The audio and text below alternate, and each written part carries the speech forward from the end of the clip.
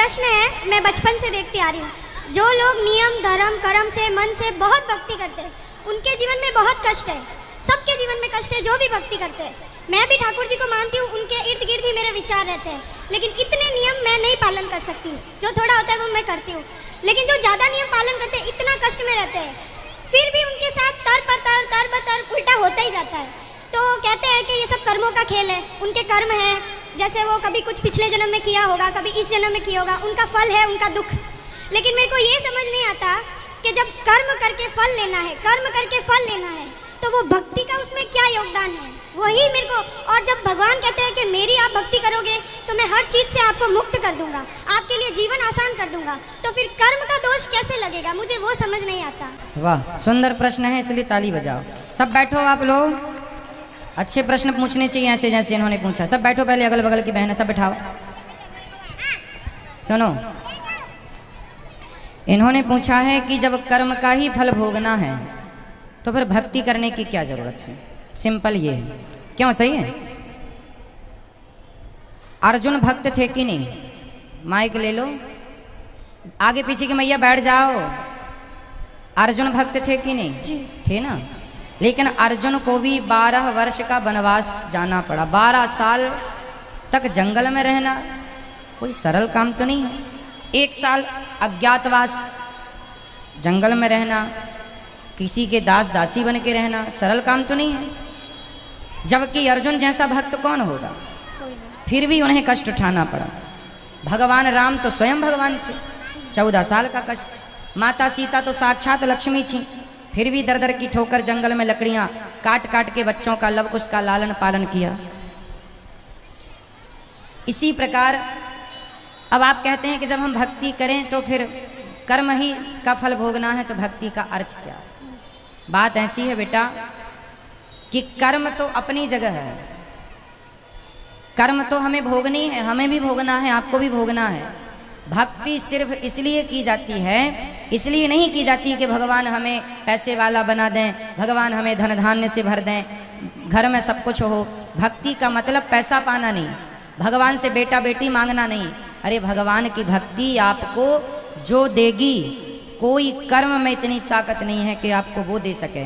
अब उदाहरण से समझो, विभीषण को लंका का राजा बना दिया, क्या विभीषण का कोई ऐसा कर्म उसे राजा बना सकता था? नहीं। कर्म अच्छे करता था फिर भी लातें खाता था, रावण लात मार के निकालता था, उसके कर्म का भी उसे दंड मिला।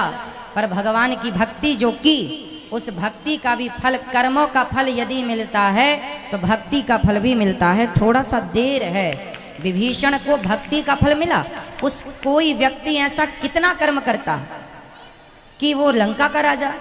भगवान कर्मों के फल को नहीं देखते कि तुमने भक्ति हमारी कितनी की। जब भक्त शरण में चला जाता है तो भगवान भूल जाते हैं कि कितना बड़ा पापी और पतित है, उठा करके राज सिंहासन पर बिठा देते हैं। दूसरा सुग्रीव, सुग्रीव भी लातें खाता था भाई की, दर दर की ठोकर खाता था, उठा के बिठा दिया। तो भगवान बेटा, भगवान जो दे सकते हैं कोई नहीं। इसलिए गलती हम लोगों की है कि हम उम्मीद क्या करते हैं, हे भगवान हम तुम्हारे इतने बड़े भक्त हैं, तुमने हमें बेटा भी नहीं दिया। हे भगवान हम तुम्हारे इतने बड़े भक्त हैं, रहने को घर भी नहीं दिया। हे भगवान तुम्हारे हम इतने बड़े भक्त हैं, हमारा पति नहीं सुनता, बेटा नहीं सुनता। भगवान की भक्ति का मतलब ये नहीं कि तुम्हारा बेटा सुने, तुम्हारी बेटी सुने, तुम्हारा घर बन जाए। जो भाग्य, सुदामा ने सारी जिंदगी गरीबी देखी है, क्या सुदामा से बड़े भक्त आप और हम हैं? क्या हो सकते हैं? नहीं। लेकिन सुदामा से ज्यादा हमारी शिकायतें हैं। सुदामा की तो एक भी नहीं थी, सारी जिंदगी भीख मांगकर गुजारा किया, सारी जिंदगी भगवान की भक्ति की, और मांगने नहीं गए, 4 मुट्ठी चावल अपनी हैसियत के अनुसार देने गए। जब सारी जिंदगी उन्होंने भक्ति की और फिर भी गरीबी में रहकर शिकायत नहीं की, तब भगवान ने देखा कि भक्त पक्का है। 50 रुपए का घड़ा जो खरीदती हो ना मेरी बहन, उस घड़े को भी कुम्हार हफ्ते भर पकाता है भट्टे में, महीनों तक पकता है वो, कम से कम 10 दिन की आग तो देता होगा, तब जाके वो काले से लाल होता है। माटी पक जाती है तो लाल हो गया। अरे घड़े को भी पकने के लिए आग में उसे डालना पड़ता है। तो भगवान जब अपने भक्त को पकाएंगे तो थोड़ा तो दुखों की आग में तपाएंगे कि देखें कितना कच्चा कितना पक्का। इसलिए हर हाल में गोविंद का स्मरण करो और ये मत कहो कि हमें भगवान से कुछ चाहिए। लोग कहते हैं कि भगवान के भक्तों को दुख मिलता है। अरे जो भगवान का सच्चा भक्त हो जाएगा उसे पता ही नहीं चलेगा कि दुख क्या चीज़ है, उसे तो सुख ही मिलेगा। गोपियों को भगवान की याद में रोने में भी सुख था, कैसे कहें हम कि ये दुख था। इसलिए जो हो गया उनका वो दुख तो है ही नहीं। दुख तो वो लोग दुखी हैं जो कोठी बंगलों में रहकर भी जो ईश्वर को भूला पड़ा है वो सब दुखी हैं, और जो ईश्वर की शरण में है याद कर रहे हैं सब सुखी हैं। अब उस सुख को आप दुख मान रहे हैं वो अलग विषय है। इच्छाएं ज़्यादा है ना बेटा आपके अंदर, इसलिए वो इच्छाएं आपको दुखी बनाती रहती। इच्छाएं छोड़ के एक बार शरण में चले जाओ, वो कभी ना पाया होगा आपने जो शरण में जाकर के प्राप्त हो जाएगा। एक बार सच्चे होकर जाना। गुरुजी एक प्रश्न और है, जैसे मैं आसपास देखती हूँ, मेरे आसपास जीवन में भी देखती हूँ, जो भक्त है चलो उनका मैं समझ गई कि वो दुख है क्यों है, भक्ति का क्या महत्व है। लेकिन जो भक्त को दुख दे रहा है, जो उसको गाली दे रहा है, उसको उस चीज़ का एहसास भी नहीं होता। मुझे नहीं समझ आता वो क्या सोचता है, वो ऐसा क्यों करता है। और उसका पूरा जीवन अच्छे से चल रहा होता है और वो भक्त रो रहा होता है और उसका पूरा जीवन अच्छे से चलेगा। अगर उसको सज़ा मिलेगी तो वो भी मरने से कुछ दिन पहले, तो उसका जीवन तो मज़े से गया और भक्त का पूरा जीवन रोने में या कष्ट में तकलीफ में गया। तो फिर उसका भक्ति न करना या करना, उसमें क्या उसमें अंतर हो गया। फिर वो तो दुख दे के मज़े कर रहा है, अंत में 4 दिन भुगत लिया और फिर चल लिया। वो बेचारा भक्त पूरा टाइम रोता रहता है, गाली जो खाता भक्त रहता है। होता है ना बेटा, आप किसी भक्त को जाकर पत्थर मारिए, आप किसी भक्त को जाकर के लाठी और जूते से मारिए, तो मारने वाले की तरफ भक्त जब देखता है ना तो वो ईश्वर से प्रार्थना करने लगता है, हे भगवान इसने मुझे जूते मारे हैं, हे भगवान इसने मुझे पत्थर और लाठियाँ मारी हैं, हे भगवान इसे क्षमा कर देना। क्योंकि भगवान बड़े गुस्से में आ जाते हैं जब कोई भक्त को मारता है। पर वो भक्त, आज की कथा सुनी आपने, द्रौपदी के 5 बेटों को मार डाला था अश्वत्थामा ने, और भगवान ने पूछा कि बता क्या करूं इसके साथ। तो द्रौपदी ने क्या कहा, छोड़ दो छोड़ दो।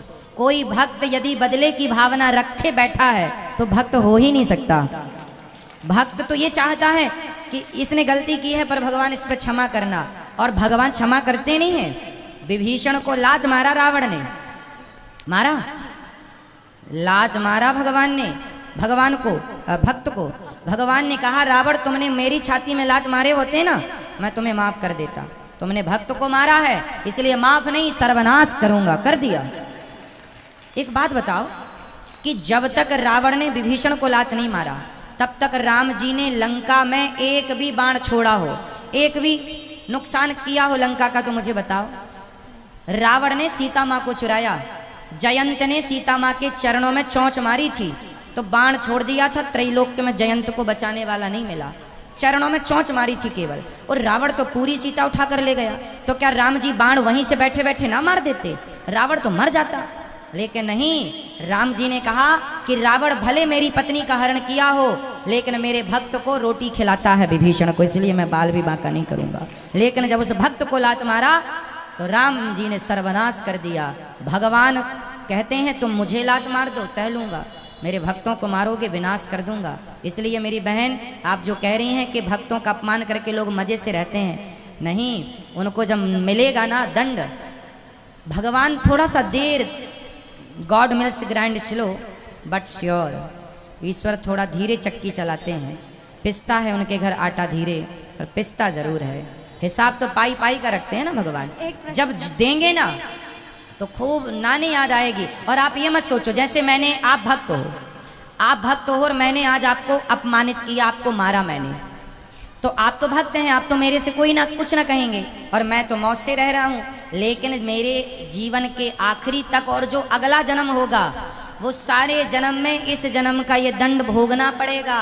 कोई अंधा है, कोई लंगड़ा है, कोई बहरा है, क्यों है?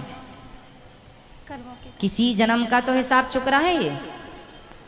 क्यों लोग घिसट घिसट के चल रहे हैं, क्यों चप्पल पाँव में ना पहन के हाथ में पहनना पड़ रहा है? ये आज का ही कर्म दंड थोड़ी है, ये किसी ना किसी जन्म का कर्म दंड ही तो भोग रहा है। तो ईश्वर के घर देर है, अंधेर।